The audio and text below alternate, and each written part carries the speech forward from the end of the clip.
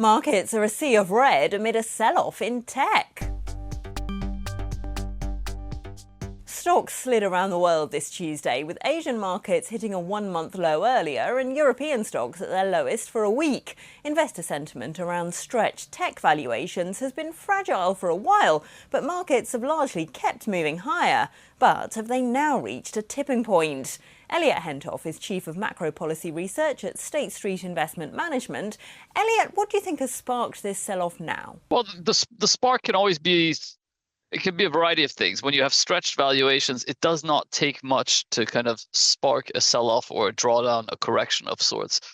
We had a mix of things. We had relatively weak macro data to begin with.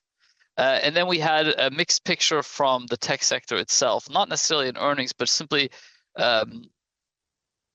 results that did not fully justify the full valuations or the stretch, or at least forward-looking. And then, of course, there's a variety of qualitative reports from tech sector in terms of the innovation curve flattening.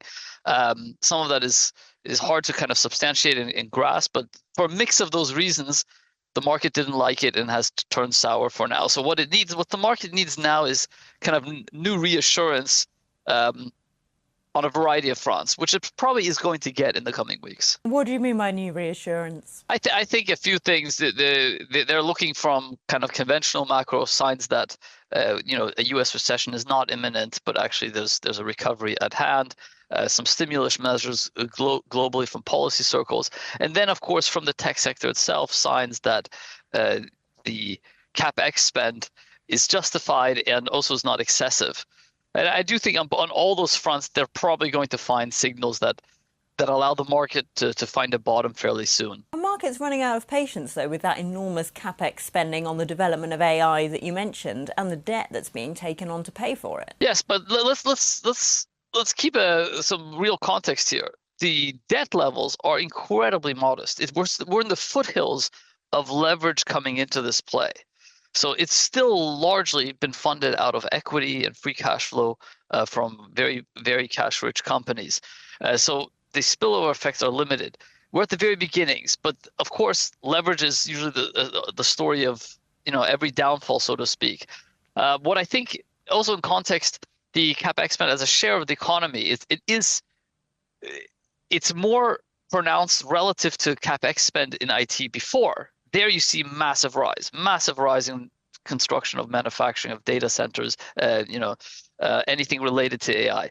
But if you measure it as a share of the economy, business investment levels overall, it's not enormous. What I do think nobody's talking about is the fact that this money is flowing away from other sectors. So other areas of investment are actually quite below average and below historical norms. Part of what's fueling the economic weakness in the macro data. Yes, I think some studies showed as much as 2/3 of all US GDP in the first half of the year came from capex on AI development alone. So are we seeing the risks now of this excessive concentration? Again, first I'll push back a little bit on that. I saw the same number, but some of that includes, remember that some of that capex requires heavy imports of capital goods. That actually subtracts from GDP, so it makes it look a little bit bigger. The other is that some of that has led to resource constraints and price rises, particularly on electricity, which has kind of reduced consumption of households. So you basically have a give and take effect. It's not as dominant as that headline figure may actually look like. So, Elliott, the cryptocurrency sector has also lost an estimated $1.2 trillion in 6 weeks. Why has the selling been so pronounced there? Again, I think, look, we've spent a lot of time looking at how crypto sits in overall portfolios.